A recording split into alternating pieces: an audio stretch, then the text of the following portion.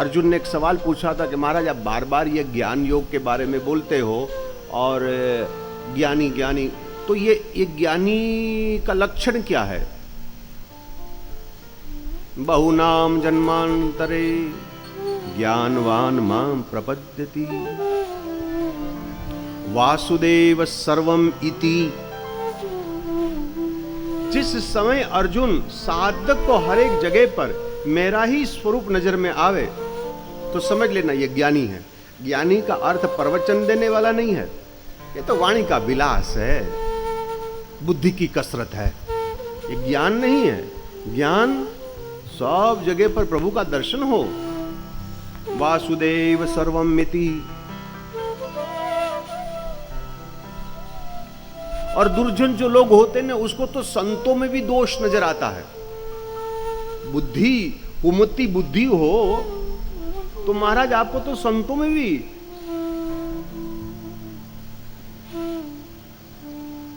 सुमति, महामति, कुमति और मंदमति, 4 प्रकार की मति होती है।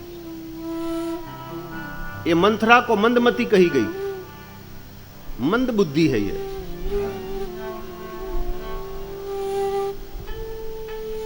महामति तो कोई उत्तमा सहजावस्था, जब ऊपर पहुंचा हुआ हो। परमात्मा साधक के लिए ऐसी व्यवस्था कर दे कि उसमें पाप वृत्ति भी हो तो परमात्मा हटा देगा।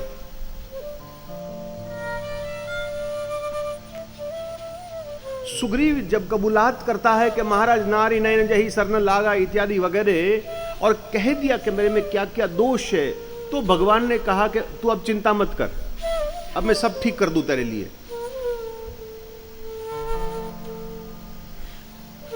मंदिर में जाकर तुम भले पाप की कबूलात करो न करो, बाकी हृदय की ग्लानि से आप वहां खड़े भी रह जाओ ना, तो तुम्हारो परमात्मा अंतर्यामी है, वो अंदर की बात सब जानता है, आपको माफ कर देगा। तुम ग्लानि से उनके पास जाओ। हमारी गोपी ने यही मार्गदर्शन बताया।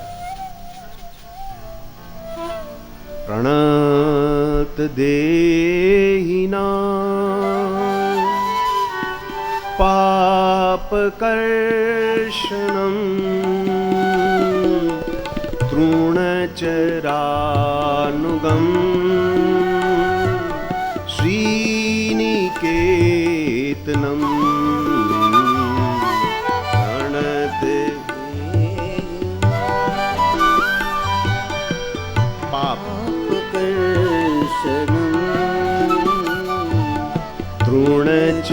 तृणचरानुगम श्रीनिकेतनम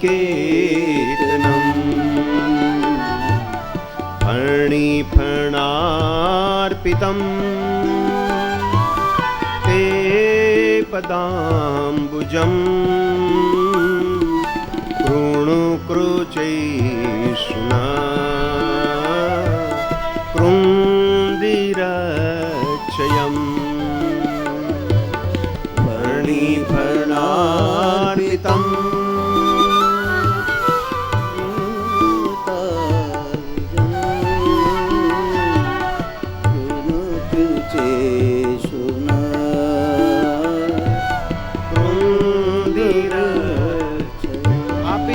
में 2 बात आती है। वैसे तो गोपी गीत के लिए महीना महीना चाहिए हमें समझाने के लिए, बाकी 2 बात जो उभर आती है इस श्लोक में। एक तो गोपी ये कह रहे हैं, उन्होंने पाप का नाम का जिक्र किया है, इसका मतलब गोपी को पता है कि पाप जैसी चीज होती है।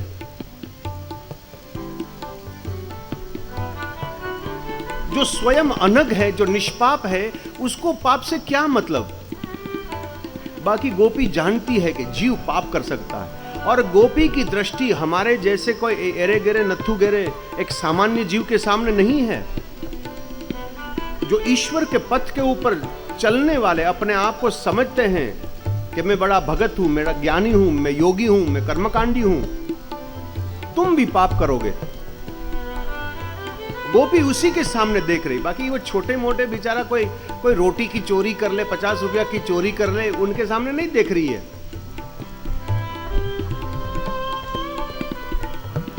योग मार्ग में चित्त का भटकना पाप है, क्योंकि योग चित्त वृत्ति निरोध। ज्ञान में द्वैत देखना यह पाप है। ज्ञान में द्वैत नहीं देख सकते, वहां तो सिर्फ एक ही है बस, नहनानास्ति किं सर्व खलु इदं ब्रह्म। कर्मकांड में अशुद्धता, अपवित्रता पाप है, और भक्ति मार्ग में भी, भले जो लोग झंडा लेकर गाड़ रहे हैं, मैं तो सिद्धांत बता रहा हूं, भक्ति मार्ग में भोग बाधक है,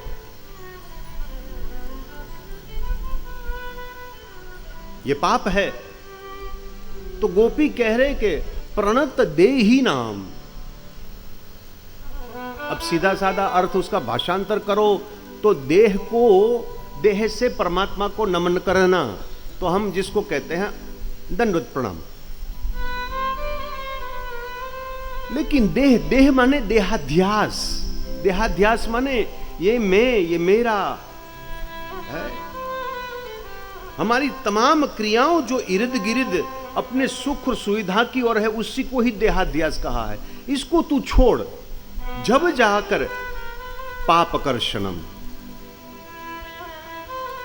क्योंकि देहाध्यास में क्या होता है, स्वस्थिर जब होता है तो बिना असत्य की संगति, बिना गलत काम किए आप अपनी इंद्रियां और अपने शरीर को सुख नहीं दे पाओगे महाराज, तुम्हें करना ही पड़ेगा।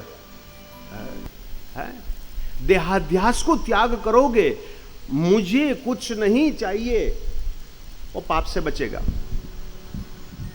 जो प्रलोभन से नहीं बचता वो पाप से नहीं बचता, जो प्रलोभन से बचता है वो ही पाप से बचता है।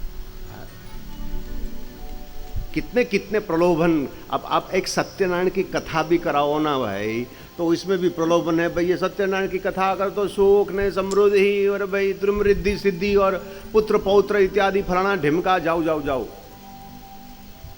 सत्यनारायण की कथा सुनने के लिए नहीं है, सत्यनारायण की कथा करने के लिए है। करने माने सत्य, सत्य जीवन में जीने के लिए है, सुनने के लिए नहीं है भाई। तुम्हारा जीवन सत्यमय हो जाए तो 24 घंटे तुम सत्यनारायण की कथा ही कर रहे हो। और इनके लिए मैं ना भूल रहा हूं तो सत्यनारायण की कथा में ही शब्द आता है यस्मिन कस्मिन दिने। वो यस्मिन कस्मिन दिने का अर्थ होता है कभी भी, कहीं भी जगह पर, कोई भी समय। असल में तो वो कब शुरू करना वो मुहूर्त विधि बता रहे थे, बाकी उसका अर्थ ये नहीं है। सत्य तो हर समय कहीं भी हर जगह पर तुम कर सकते हो, बोल सकते हो। इनके लिए सत्य बोलने के लिए कोई मुहूर्त नहीं होता है माई।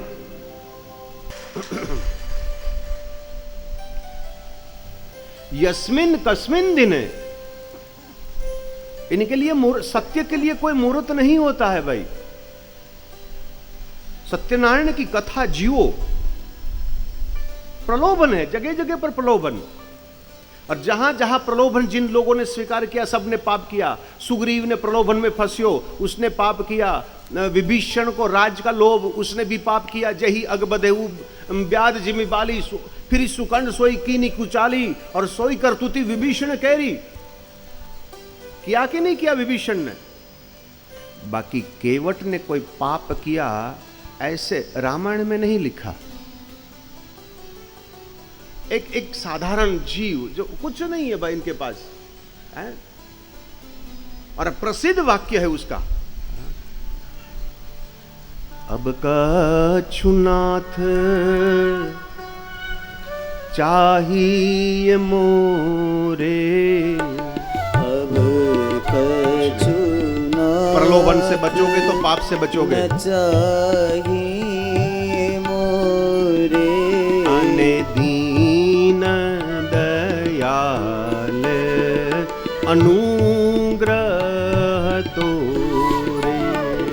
दीन दयाल अनुग्रह तोरे। फिरती बारे मुझे जो कछु देवा। फिरती बारे मुझे जो कछु देवा।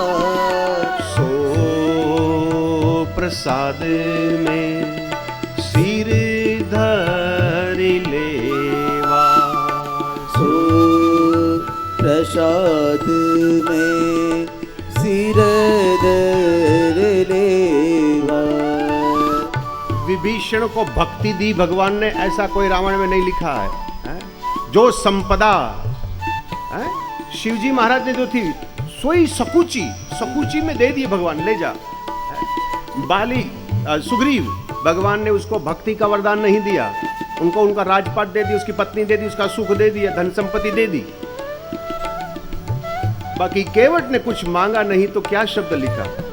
बहुत कीन प्रभु लखन सिय, नहीं कछु केवट लई, विदा कीन करुणायतन, भगति विमल बरु देव।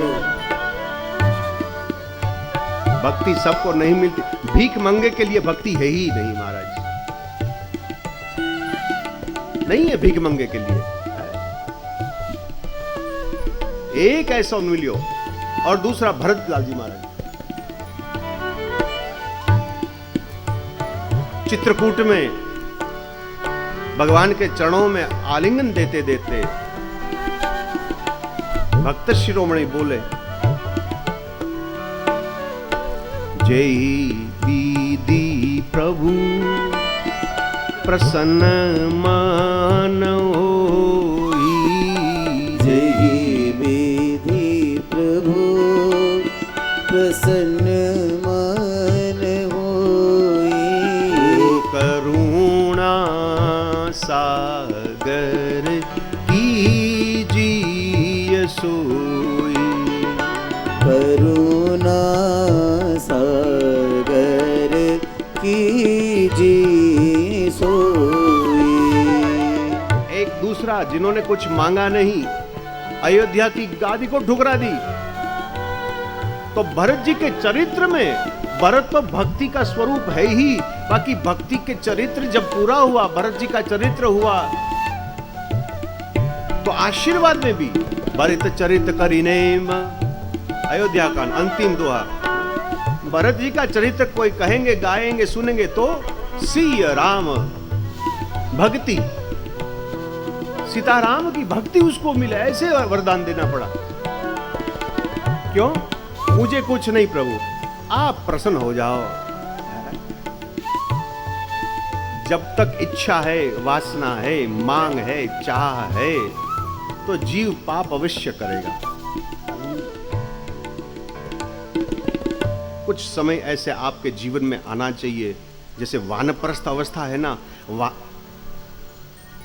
ब्रह्मचर्य में तो सिर्फ अध्ययन करना है, 2 द्वादशी जो गृहस्थाश्रम की है उसमें संग्रह करता है जीव, रुपये का संग्रह, मकान का, दुकान का, सब सामान का, संसाधनों का। वानप्रस्थ में जब प्रवेश करो तो धीरे धीरे छोड़ो, तो 12 साल आपको मिलता है सब छोड़ने का, और जब सब छूट गया, जब जाकर अब तुम सन्यास लो। सन्यास का अर्थ होता है सम्यक न्यास इति सन्यास। एक तो वो संग्रह नहीं करता, सन्यासी संग्रह न करे। दूसरा, सन्यासी की एक एक क्रिया जो है, एक एक क्रिया वो अपने के लिए नहीं है, अपने इष्ट देव के लिए है, वो उनके लिए करता, अपने के लिए कुछ करता ही नहीं, फिर कुछ बाकी नहीं रहा है। और एक जगह पर बैठेगा भी नहीं सन्यासी जो है ना, और खासतौर तो दंडी स्वामी, ये लोग बैठ नहीं सकते। शंकराचार्य ने मना किया है, अग्रे वहनी पुष्टे भानु रात्रो चिबु को समर्पित जानू, करतल भिक्षा तरुतरो वासो। इस तरह से सन्यासियों को घूमना चाहिए, एक जगह पर बैठे ही नहीं, छोड़ो, धीरे धीरे धीरे छोड़ो। और अंतिम छोड़ना है स्वाद और वाद। एकादशी का व्रत आता है भागवत में, ब्रजवासियों ने एकादशी का व्रत किया था, स्वाद को जीतना है। अंतिम जब जाकर रास पंचादेह में प्रवेश मिला था, तो भगवान वेद कह रहे हैं प्रथम लक्षण आप में और ध्यान दे, मैं फिर से याद दिला दूं, कृष्ण का अर्थ यहाँ आप बांसुरी वाला मक्खन चोर ना समझियो। आपको जिंदगी में जो चाहिए वही कृष्ण है। और यदि वो वाला चाहिए तो जब तक, सिद्धांत तो यह है कि जब तक तुम निष्पाप न हो तब तक भक्ति का प्रारंभ नहीं होता। भक्ति का ढोंग कर सकते हो, भक्ति का दिखावा कर सकते हो, भक्ति नहीं कर सकते हैं। शास्त्र कहते हैं कि पुण्य जब तक शून्य न हो तब तक भक्ति शुरू नहीं होगी। तो ये सब क्या है? अरे भाई, ये जप, ये तप, ये व्रत, ये पाठ पूजा और कुछ नहीं है, उसको शून्य करने की प्रक्रिया है। भक्ति जब लग जाए तब तो उनकी दशा शास्त्र बताती है। भक्तों के लक्षण होते हैं वैचित्रता, विविधता और विशिष्टता। ये 3 लक्षणों भक्त में होता है। वो विचित्र है, वो दिखते ही विचित्र और उसकी क्रियाएं सब विचित्र होती है। लोगों को समझ में ना, लोग कह रहे पागल है भाई, हैं? पागल है।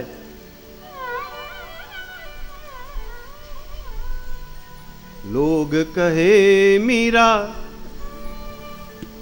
भई बावरी, सास कहे कुल नासी रे,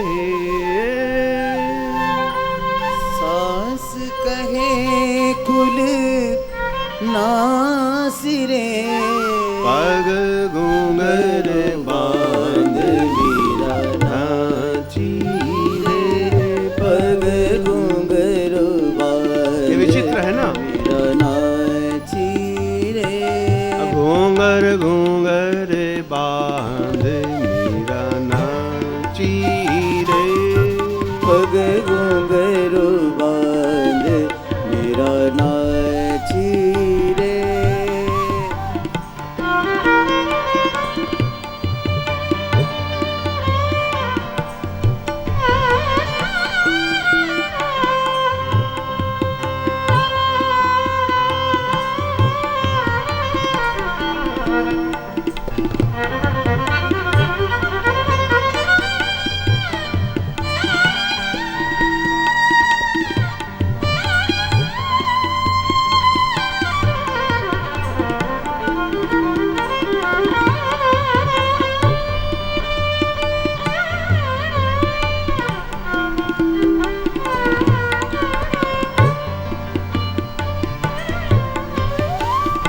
मैं तो अपने नारायण की आप ही हो गई दासी रे, आप ही हो गई दासी रे, आप ही हो गई दासी रे, आप ही हो गई दासी रे, पग घुंघरू बांध मीरा नाची रे, घूंघर घूंघर बांध मीरा नाची रे, पग घुंघरू बांध मीरा नाची रे, विविधता। बांध मीरा नाची। जिस प्रकार से एक सौभाग्य नारी, अभी तो अब फैशन वाली जो नौजवान छोरियां जो आ रही हैं उसको तो अकल नहीं है। एक बात याद रखो भाई, हर एक पुरानी चीज निंदनीय नहीं है और हर एक नई चीज वंदनीय नहीं है। नहीं तो सौभाग्य नारी के नाक में नथनी होती थी, हैं? ये आजकल की छोरियां तो कान में एक छेद नहीं, बहुत सारे छेद कर, पूरा कान छेद छेद। समझ में कौन सा फैशन भला? कर्ण छेदन संस्कार तो होता, ये तो हमें समझ में आती है। पूरा कान को छेद कर देते, नाक को छेद, कई लोग तो जीभ में छेद कर रहे हैं। लो परमानेंट कर लेना भाई, बंद हो जाए।